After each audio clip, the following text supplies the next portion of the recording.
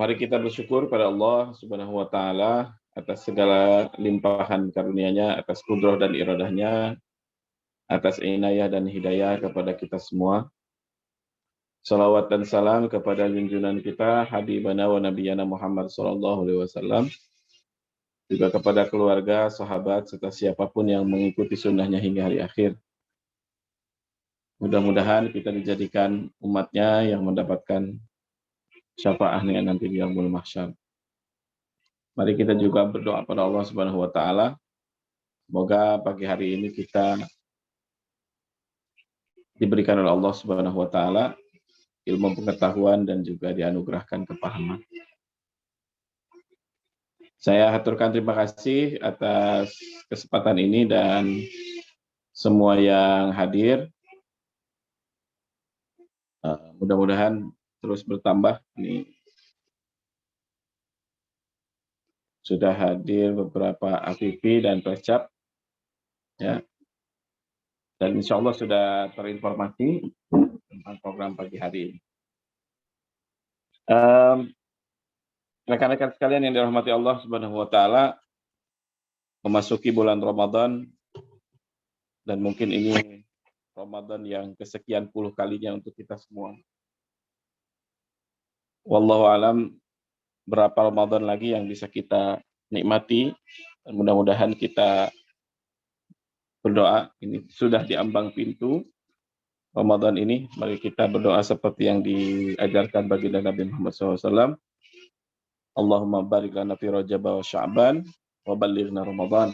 Mudah-mudahan kita betul-betul sampai di bulan Ramadan yang tinggal beberapa hari ini, dan tentu kita harus menyiapkan secara baik, dan di antara persiapan yang baik itu kita memahami tentang esensi dari Ramadan.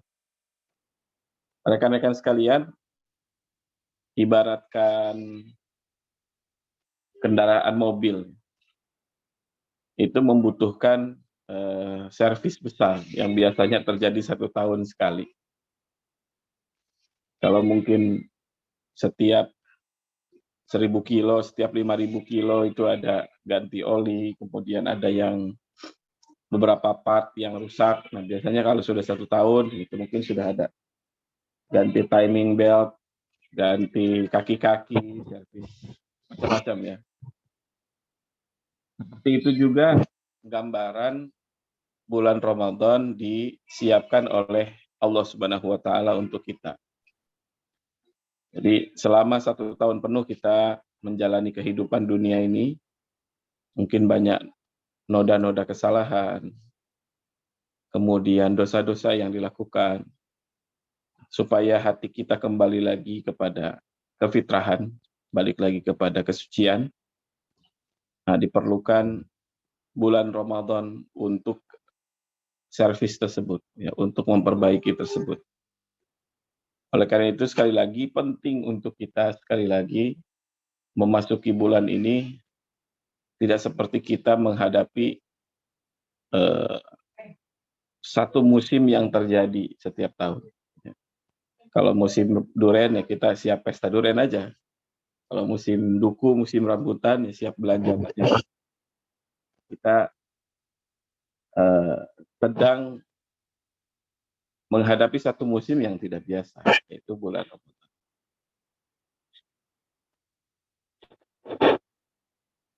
Tentu pertama kita harus mengetahui tujuan dari bulan ini. Dan saya kira setiap dari kita sangat fasih dan hafal ya dengan ayat yang berhubungan dengan itu. A'udzubillahi minasyaitonirrajim. Ya ayyuhalladzina amanu kutiba alaikumus syamu kama kutiba alal ladzina min qablikum la'allakum tattaqun. Hai orang-orang yang beriman, telah diwajibkan kepada kalian berpuasa sebagaimana telah diwajibkan kepada orang-orang sebelum kalian agar kalian semuanya bertakwa. Sebagaimana ibadah yang lain, ujungnya memang akan ya ayyuhan nasu budu rabbakumul ladzi khalaqakum wal ladzina min qablikum la'allakum tattaqun. Hai manusia, beribadahlah kepada Allah yang telah menciptakan kalian dan orang-orang sebelum kalian supaya kalian sampai kepada takwa. Akan tetapi memang kalimat takwa ini mungkin setelah sekian abad lamanya ya, hanya merupakan sebuah pembahasan yang dangkal tanpa ada pemaknaan yang dalam. Jadi kalau kita dengar khotib ittaqullah, kalian bertakwalah kepada Allah. Ya, jadi takwanya sendiri tidak ditentukan. Sudah diambil dalam kata-kata bahasa Indonesia seperti beriman. Ternyata beriman punya arti percaya. Apa yang kita percayai ya pun iman. Nah, sementara ketika kita mendengar kata takwa, orang biasanya terjemahkan takutlah kepada Allah. Ya, takwa. Itu tidak salah, tetapi takut itu hanya satu bagian sifat dari takwa dan tidak menggambarkan takwa secara keseluruhan. Atau ketika mendefinisikan takwa, orang mengatakan imtithalu awamirillah wajtinabu nawahi. Takwa itu adalah menjalankan seluruh perintahnya dan menjauhi larangannya. Nah, ini mungkin definisi yang sering kita dengar, Pak Yanto ya. Pasti sudah sering kali mendengarkan definisi takwa itu adalah menjalankan seluruh perintah dan menjauhi larangan. Nah, sekarang coba kita analogikan begini. Ada satu orang karyawan yang bekerja di sebuah istana kerajaan. Raja tersebut menyampaikan perintah-perintahnya. Tugas kamu adalah begini, begini, begini. Kemudian larangannya juga disebutkan. Kamu nggak boleh ini dan itu. Nah, dia mencatat dengan baik seluruh perintah dan larangan tersebut. Kemudian dia jaga betul. Tidak ada satupun perintah dari raja kecuali dia laksanakan dan tidak ada satupun larangan yang dia berani untuk melanggar. Karena saking hebatnya dia dalam menjalankan perintah raja tersebut, orang ini mulai dikenal sebagai karyawan terbaik, sebagai pekerja istana yang baik.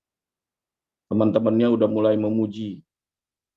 Kalau dikatakan contoh pekerja yang baik, si fulan ini. Nah, karena sering dipuji, akhirnya dia mulai punya perasaan tinggi, sombong, ujub, takabur, riya. Bahkan saking dia dihormati oleh penghuni istana, akhirnya dia merasa tidak selevel lagi dengan pekerja-pekerja lain. Bahkan di dalam beberapa kesempatan dia merasa bahwa dirinya hampir selevel dengan raja. Pernah nggak ketemu karyawan yang senior, yang dicintai bosnya, kemudian dia ya merasa dia punya gue gitu loh, sama dengan pemilik bisnisnya. Nah, coba kita analogikan hal itu terjadi kepada hamba yang menyembah kepada Allah. Dia taat dengan seluruh perintah Allah. Dia tidak berani melanggar, tapi dia sombong. Dia merasa beda dengan manusia lain. Merasa tidak perlu mendengarkan nasihat orang. Justru kalau ada urusan sedikit yang dia lihat, yang dia merasa perlu intervensi, dia masuk. Antum nih harusnya begini, begini, begini. Apa seperti itu kalimat takwa atau makna takwa? Saya kira raja tidak suka dengan karyawan yang walaupun taat tetapi sombong, bahkan merasa selevel dengan raja. Begitu juga manusia, bukan ketika dia mampu menjalankan seluruh perintah Allah dan menjauhi larangannya, tetapi dia dihinggapi penyakit sombong, merasa diri beda, merasa diri lebih tinggi dari yang lain. Saya kira bukan itu sifat takwa. Ya. Takwa itu juga bisa, jadi maksud saya, tentu menjalankan seluruh perintah dan menjauhi larangannya itu harus diikuti dengan satu perasaan yang disebut dengan perasaan hamba. Harus diikuti perasaan menjadi hamba Allah. Ya, kalau itu terjadi, ya itu sebagian takwa sudah terjadi. Takwa itu juga bisa diambil dari kata wiqayah. Ya. Surat At-Tahrim ayat berapa tuh? Ayat 5 atau ayat 6. Ya ayyuhalladzina amanu qu anfusakum wa ahlikum nar. Wahai orang-orang yang beriman, jagalah diri kalian dan keluarga kalian dari neraka. Ya, itu asal katanya memang waqayaqi, artinya melindungi. Ya. Kemudian dia masuk ke dalam wazan ifta'ala menjadi ittaqa. Jadi kalau berasal dari kata waqa, yaqi, kemudian wazan ifta'alanya adalah ittaqa, berarti kita menjadikan suatu penjaga, penghalang. Penghalang dari apa? Jadi kalau kita mendengar kata-kata ittaqullah, artinya jadikanlah satu penghalang antara kita dengan maksiat kepada Allah. Jadi, selalu seorang bertakwa itu adalah manusia yang paling awas. Apa itu manusia paling awas? Manusia yang paling jeli. Jadi kalau dikatakan kepada seseorang, ini persis kata-kata Umar ya, ini memang kata-kata Umar. Apa itu takwa? Kata Umar, bayangkan kamu sedang berjalan di tengah malam, ya, kemudian di tengah malam gelap gulita, tidak ada cahaya, penuh dengan jebakan, kiri kanan jurang, ya, banyak batu-batu, banyak kerikil yang bisa membuat kita tergelincir. Kira-kira apa yang akan kamu lakukan? Orang yang ditanya oleh Umar, ketika Umar ditanya apa itu takwa, mengatakan saya akan hati-hati. Kata Umar, seperti itulah takwa, menjalani dunia seperti itu. Orang bertakwa sangat berhati-hati. Setiap mau melakukan sesuatu, dia selalu berpikir apakah ini bertentangan dengan apa yang diperintahkan Allah atau tidak. Apakah ini melanggar perintah Allah atau tidak. Ini ada contohnya dari baginda Nabi Muhammad SAW atau tidak. Ya, selalu berpikir begitu. Setiap malam, ya, bermuhasabah. Kira-kira hari tadi saya sudah berbuat apa? Yang salah mana? Yang tidak benar mana? Nah, itulah gambaran sedikit tentang takwa, walaupun saya belum mampu menjelaskannya secara utuh. Ya, tetapi memang lebih pada tidak sekedar menjalankan perintah dan menjauhi larangan. Ya, takwa satu makna yang sangat dalam. Jadi karena ketakwaan inilah umat Islam berjaya. Karena ketakwaan inilah umat Islam sampai pada puncak kejayaannya. Jadi kalau hari ini tidak hadir kejayaan umat Islam, jangan-jangan ketakwaannya pun sudah tidak ada. Kenapa? Karena Allah juga berfirman pada orang-orang bertakwa, "Wa may yattaqillaha yaj'al lahu makhraja wa yarzuqhu min haitsu la yahtasib." Ini jaminan Allah yang pertama kepada orang bertakwa. Siapa yang bertakwa kepada Allah selalu mendapatkan jalan keluar dan diberikan rizki dari yang tidak dia sangka. Nah, coba sebelum jalan keluar saya cerita wa yarzuqhu min haitsu la yahtasib. Baginda Nabi Muhammad SAW adalah manusia yang paling yakin dengan rezekinya. Tidak ada satupun malam yang kalau beliau pulang ke rumah, mengecek di rumahnya apakah masih ada makanan, dan menanya setiap penghuni rumah apakah sudah makan. Kalau semuanya sudah makan dan masih ada sisa makanan, Nabi Muhammad SAW tidak pernah menyimpan makanan untuk esok hari. Jadi rezeki besok hari ya dicari besok. Itulah ketakwaan bagi Nabi Muhammad SAW. Yakin betul bahwa rezeki setiap orang itu sudah diatur. Kita jangankan makanan untuk besok ya. Terciptanya lemari es dan ada di rumah kita masing-masing, itu kita udah persiapan makanan bisa sampai seminggu, sebulan ke depan. Nabi Muhammad adalah manusia yang tidak pernah menyiapkan makanan untuk esok. Kalau ada sisa makanan hari ini, itu dibagikan. Wa yarzuqhu min haitsu la yahtasib. Yang sebelumnya, yaj'al lahu makhraja. Selalu ada jalan keluar. Di zaman Umar sebagai khalifah, Umar bin Khattab radhiyallahu anhu sebagai khalifah, semua penduduk Mesir tidak punya solusi atas permasalahan yang mengejutkan mereka. Tiba-tiba Sungai Nil airnya surut. Ya, Gubernur Mesir Amr bin As juga tidak punya solusi. Ini harus ngapain kita? Sehingga beliau bersurat kepada Khalifah, bersurat kepada Umar radhiyallahu anhu. Nah, ternyata di luar prediksi, ya, Umar itu membalas surat bukan kepada gubernurnya, malah beliau berkirim surat kepada Sungai Nil. Wahai Nil, kalau kamu mengalir atas perintah Allah, maka mengalirlah. Tetapi kalau kamu mengalir bukan karena perintah Allah, sedikit pun aku tidak membutuhkan bantuanmu. Kata Sayyidina Umar, lemparkan surat ini ke Sungai Nil. Tiba-tiba Sungai Nil berair kembali, mengalirkan airnya kembali seketika. Nah, ini gambaran Umar adalah seorang pemimpin yang bertakwa. Allah akan selalu memberikan jalan keluar. Ya. Itu hanya cerita satu aja dari sekian banyak karomah, ya, yang terjadi di pemerintahan Sayyidina Umar bin Khattab radhiyallahu anhu. Wa may yattaqillaha yaj'al lahu min amrihi yusra. Barang siapa yang bertakwa kepada Allah, maka Allah akan mempermudah segala urusannya. Banyak semuanya, ya. Lihat lagi surat At-Tolak. Kemudian apa janji-janji Allah kepada orang yang bertakwa.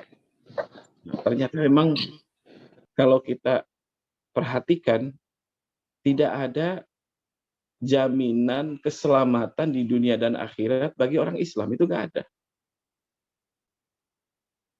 Ada beberapa janji Allah kepada orang beriman, tetapi yang paling utama, seluruh janji-janji Allah akan memberikan kejayaan kepada orang bertakwa di dunia dan akhirat. Jadi sekali lagi memang takwa ini esensi dari keberagamaan kita, dari ketuhanan kita, dari kita mengikuti satu jalan yang disunahkan oleh Rasulullah menuju Allah. Takwa itu adalah esensi untuk kita dapatkan di dunia untuk sampai kepada Allah Subhanahu wa taala.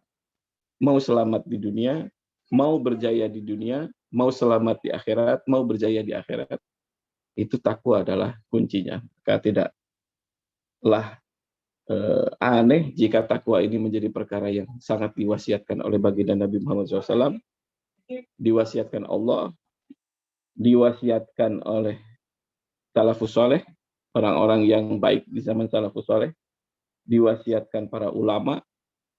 Bahkan tidak sah sholat Jumat kita kalau khatibnya tidak berwasiat kepada takwa. Nah, akan tetapi sekali lagi di akhir zaman ini wasiat takwa itu hanyalah menjadi suatu hal yang dibacakan, tidak ditanamkan kepada setiap pribadi kita. Jadi itu poin yang pertama, bahwa kita harus memahami tujuan kita melalui ibadah Ramadan masuk ke dalam Syahrul Siyam ini adalah untuk sampai kepada esensi takwa kita.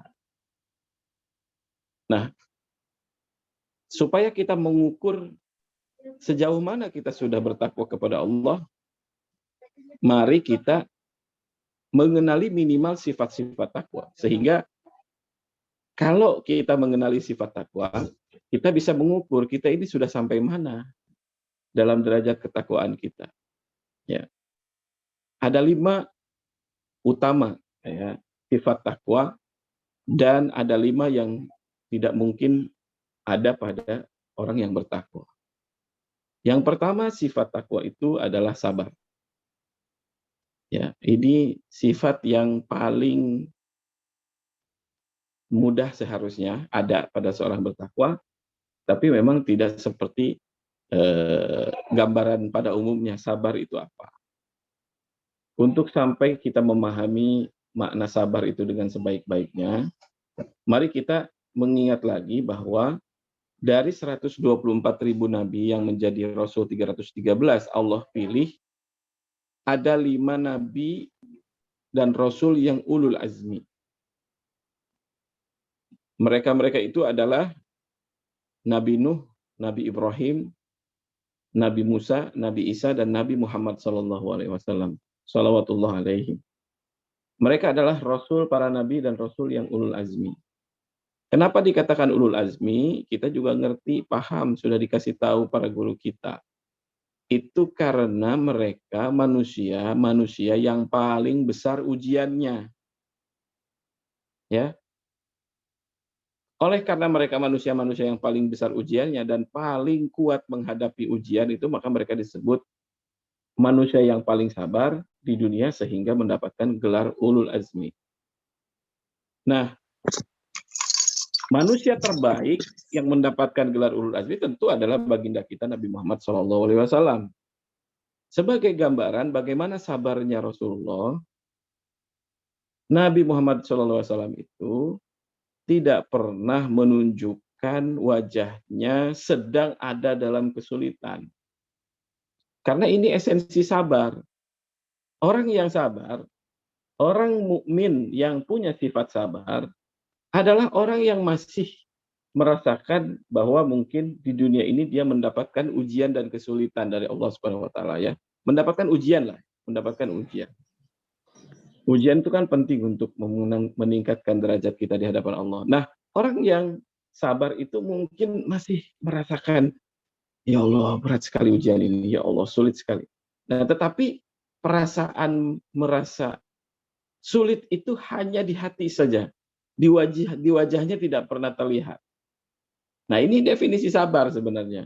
Jadi orang yang sabar itu walaupun masih ada kesulitan, merasa kesulitan, tetapi tidak pernah nampak di wajah. Hanya di perasaan dia saja yang bergejolak. Jadi kalau orang masih mudah dikenali wajahnya sedang dalam kesulitan, nah itu saya kira belum sampai pada sabar. Karena sabar yang dicontohkan Nabi itu, beliau mungkin merasa susah, pernah gitu ya, padahal beliau pasti derajatnya lebih tinggi dari hanya sekedar sabar ya. Tapi ya baginda Nabi Muhammad SAW ini tidak pernah menunjukkan satu hari pun wajahnya sedang berada dalam kesulitan. Jadi tidak ada ceritanya sahabat, waduh jangan ketemu Nabi dulu deh. Kenapa? Kayaknya lagi dalam kesulitan. Nggak pernah ada tuh cerita begitu. Padahal kita balikin lagi faktanya tadi, siapa ulul azmi yang utama? Nabi Muhammad SAW. Kenapa menjadi yang utama dari ulul azmi? Karena dialah manusia yang paling berat ujiannya. Tapi pernah nggak ujian terberat itu nampak di wajahnya sebagai sebuah kesulitan? Nggak ada. Nah, itu baru sabar. Baru sabar. Ini sifat orang bertakwa yang pertama. Yang kedua adalah syukur. Orang yang bertakwa pandai mudah berterima kasih kepada sesama manusia. Man la yashkurin nas lam yashkurillah. Siapa yang tidak berterima kasih, bersyukur kepada manusia, maka dia tidak bersyukur pada Allah. Ya, mudah sekali ingat jasa orang lain, apalagi mudah mengingat jasa Allah Subhanahu wa taala. Ya, ada ungkapan dari seorang guru yang alim ya menyampaikan, kalau kamu ingin cepat sampai pada sifat-sifat takwa atau optimalnya ingin sampai kepada derajat takwa, ingatlah selalu dua hal, lupakan selalu dua hal. Ingatlah selalu dosa-dosa kita kepada Allah dan ingatlah selalu kebaikan-kebaikan Allah kepada kita. Ya, lupakan selalu ibadah-ibadah kita kepada Allah, ya, dan lupakan selalu kalau Allah pernah menguji kita. Nah, ini katanya jalan yang termudah untuk sampai kepada takwa, paling simpel. Jadi pandai-pandailah bersyukur, berterima kasih atas segala kebaikan yang Allah berikan. Wa in ta'udzu ni'matallahi la tuhsuha, jika kalian menghitung nikmat Allah, kalian tidak akan mampu untuk menghitung-hitungnya. Tidak akan ada orang yang mampu. Ada seorang hamba yang beribadah kepada Allah 500 tahun lamanya, lalu kemudian ketika di akhirat ya diberikan putusan oleh Allah Subhanahu wa taala bahwa dia masuk surga atas rahmat dan kasih sayang Allah, hamba Allah ini mengatakan, ya Allah, aku ingin masuk surga karena amal ibadahku, karena aku sudah menghabiskan umurku 500 tahun di dunia dengan beribadah. Lalu kata Allah, baiklah, timbanglah amalan hamba ini. Ya, ditimbang amalannya, kemudian timbanglah nikmatku kepadanya. Jangan seluruh nikmat, tapi nikmat berkedip sebelah mata seumur hidupnya. Coba dihitung. Ternyata baru ditimbang nikmat berkedip sebelah mata, belum dua-dua mata ini, baru nikmat berkedip saja, ternyata nikmat Allah itu lebih besar, lebih berat timbangannya daripada seluruh ibadah yang pernah dia lakukan. Bahkan hamba ini meninggal dalam keadaan sujud karena doanya meminta kepada Allah agar meninggal mati dalam keadaan sujud. Dikatakan kepada hamba itu, kalaulah amalanmu yang menjadi ukuran kamu masuk surga, maka tidak cukup. Dan kamu lebih pantas masuk neraka. Nah, hadis ini diriwayatkan dalam kitab Riyadhus Shalihin, dan orang itu pun akhirnya mengatakan, ya Allah, izinkan aku masuk surga dengan kasih sayang. Jadi tidak ada yang masuk surga karena amalannya. Maka pandailah terus kita bersyukur, kita pun beramal, mampu bekerja, mampu berjuang, mampu berbuat amal soleh itu karena izin Allah. Karena kekuatan yang Allah berikan.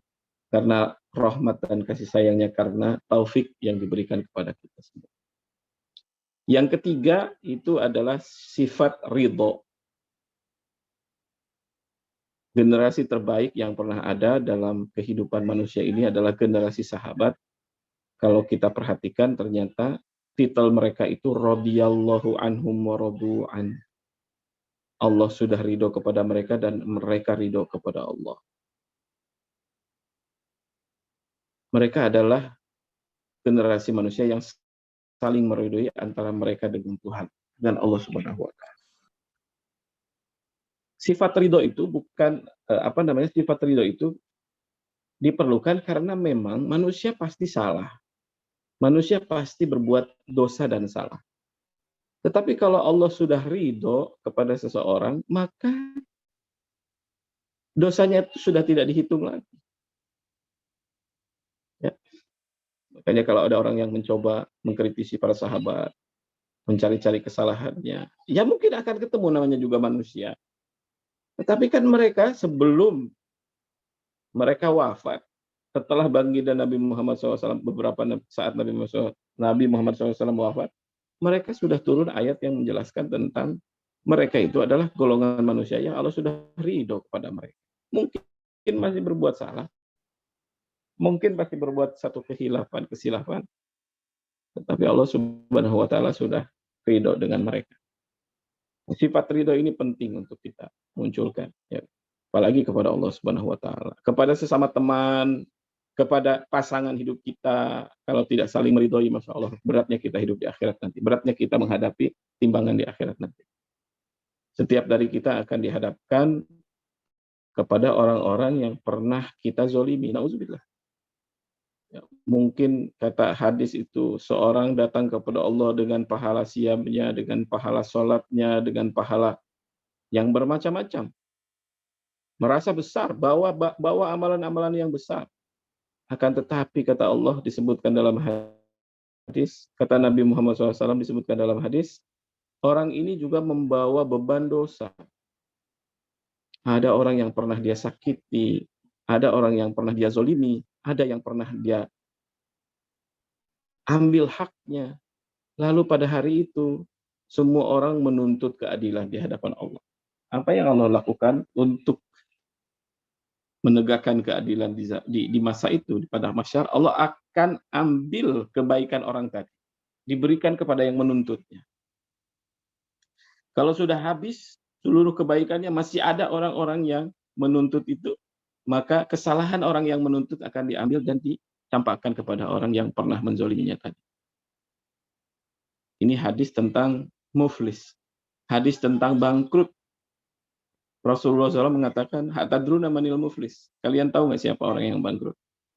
Para sahabat mengatakan, "Ma qalu man la dinara lana lahu wala dirham." Siapa yang tidak punya dinar, tidak punya dirham, tidak punya uang, itu adalah orang bangkrut. Kata baginda Nabi Muhammad SAW, bukan itu yang saya maksud. Orang bangkrut itu tadi, yang digambarkan tadi, datang dengan segala banyak pahala, tetapi juga bawa beban dosa sesama manusia, yang akhirnya terjadilah kebangkrutan di akhirat, terjadilah kebangkrutan di padang mahsyar, yang terjadi malah dia dilemparkan ke dalam neraka. Nauzubillah, nauzubillah.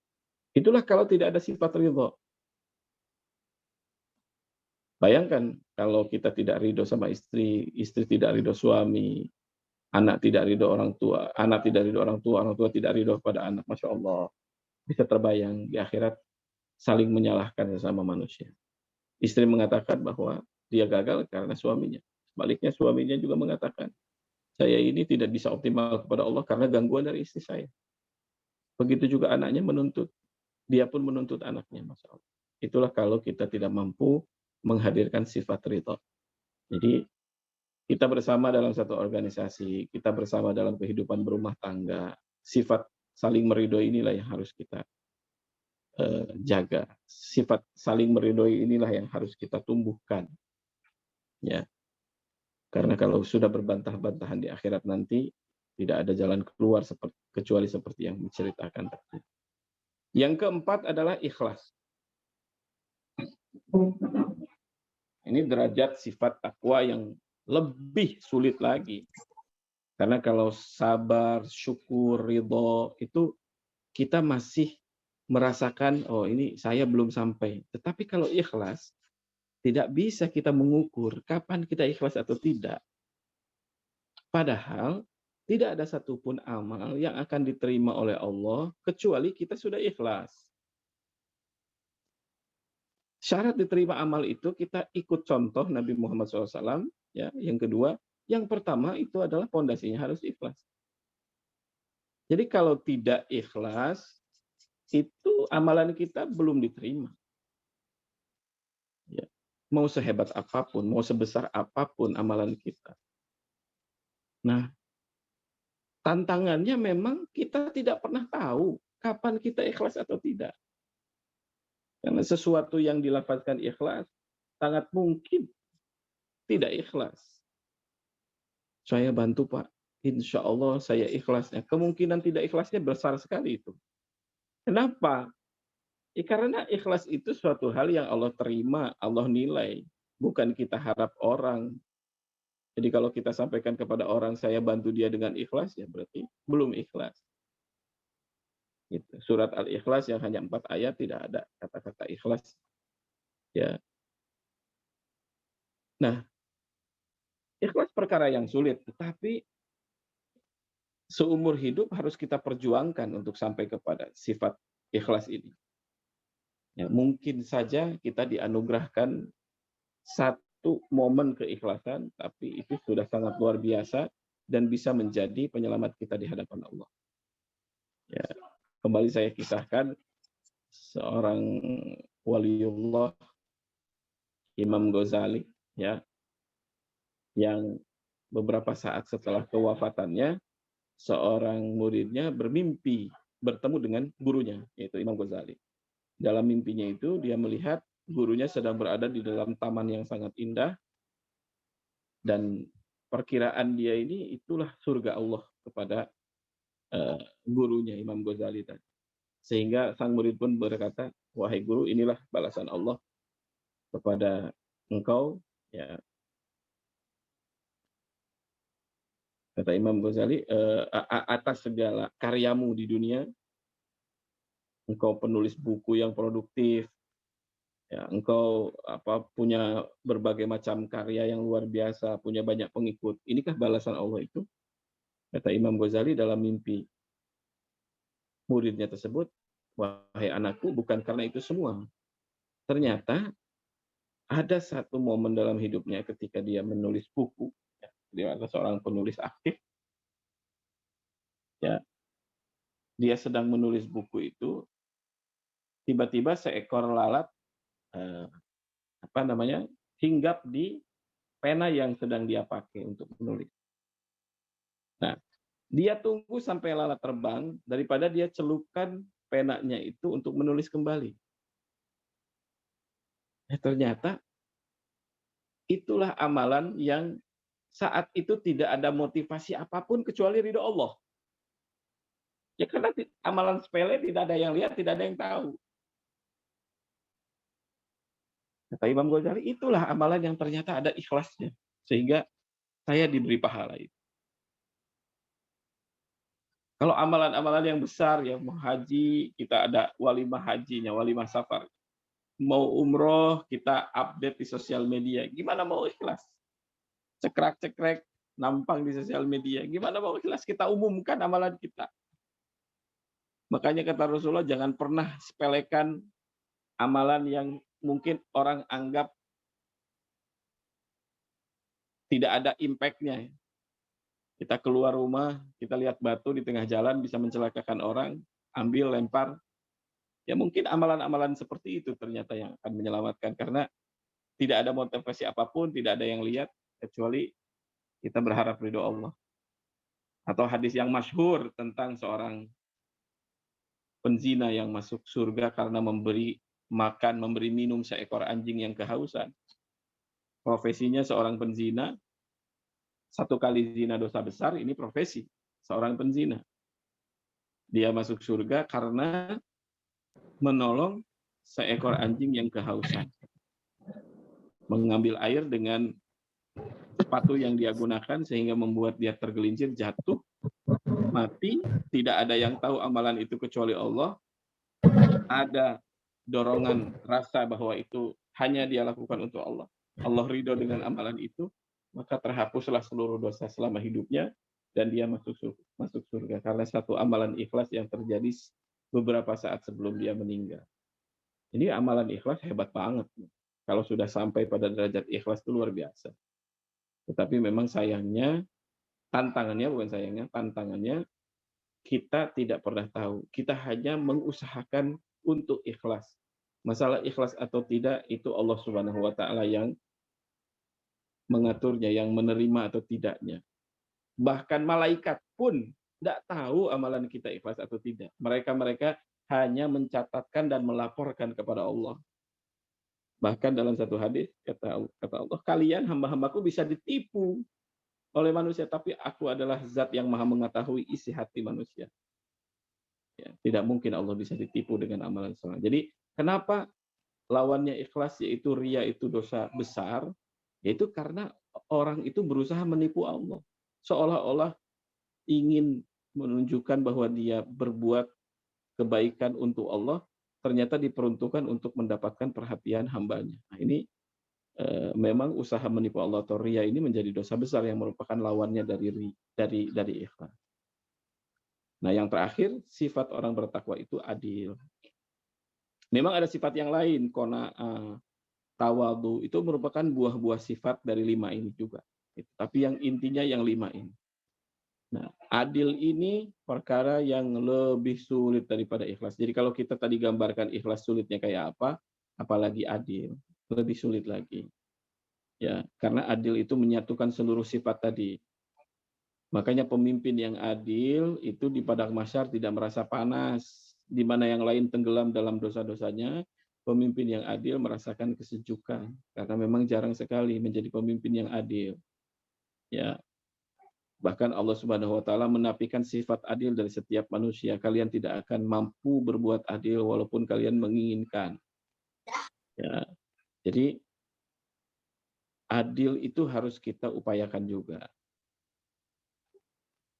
Kalaupun kita sudah sampai pada sifat adil, ternyata faktanya kita belum sampai pada takwa.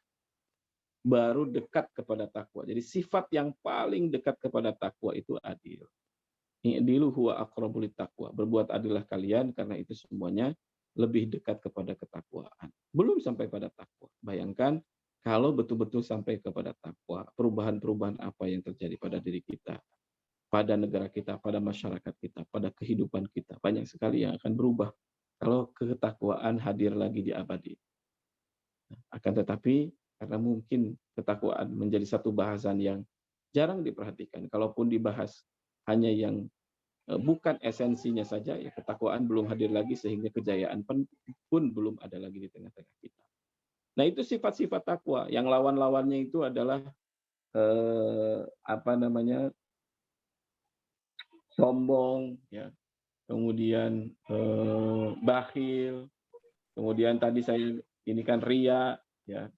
Itu adalah di antara sifat-sifat yang tidak mungkin ada pada orang yang bertakwa. Nah, ukurlah diri kita nanti, sudahkah kita sampai pada sifat-sifat takwa. Mungkin untuk mengukur pada takwa pada Allah susah ya, tapi dapat sifat takwa atau belum setelah puasa ini. Ya, ya mudah-mudahan ingatan ini menjadi eh, berharga untuk kita semua dan untuk saya secara pribadi untuk mengingat kembali sebenarnya musim yang luar biasa yang Allah siapkan ini kita dapat apa sih nanti? Kan kan Rasulullah baginda Nabi cerita bahwa serugi-ruginya orang itu yang masuk puasa kemudian keluar tidak dapat apa-apa, tidak sedikit pun dapat ampunan. Itu peringatan keras dari baginda Rasul Shallallahu Alaihi Wasallam.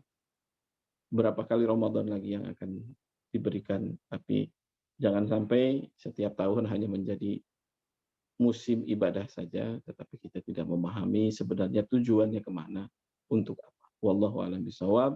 Wassalamualaikum warahmatullahi wabarakatuh.